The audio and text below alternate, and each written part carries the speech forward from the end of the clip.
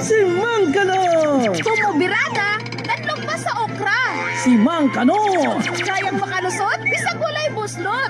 Si Mang Kanor! Malaoman, pero dili masaligan. Ayaw katingala kung musimang ang istorya. Kay siya, si Mang Kanor! Ladies and gentlemen, palakpak sa ato ang contestant number 3, Veronica! Oh, sige na, go girl! Imuhaning gabi magdaog jog ka, gwapa kay ka girl! Saba. Uy, Mang Kanor, nalagi ka diri?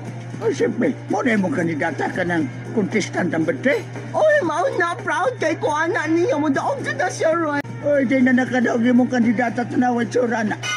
Gabakang lang agi, nagumpik tuhod. O niya, tanawang ilok. Pati nagumamurag na namumuong sama ng panahon. Di na nakadaog ang ibo, kandidata. Tanaway tsura, gwapa na inusline. Iyak ka ng ilong anak. Sa mga Mang Kanor, uy, grabe mo ka makasuway, uy, mura ba ka gwapo?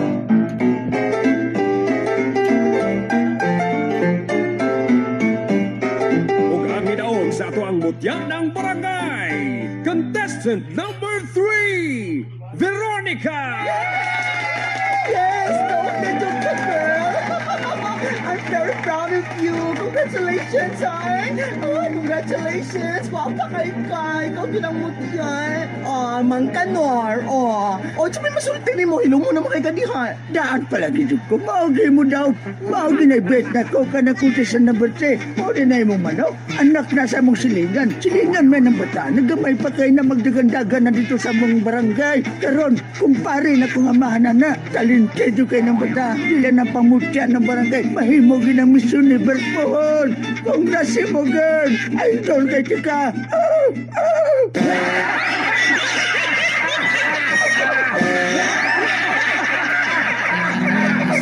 When I need you, always there to see me through.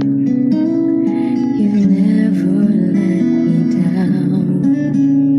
A friend who's always around. You've been with me through good and bad, through all the seasons in my life. You've picked me up, you made me glad through all the good times that I've ever had. My only radio for life. With you I never have to be alone. My only radio for life. You are the best friend that I've ever known. Things may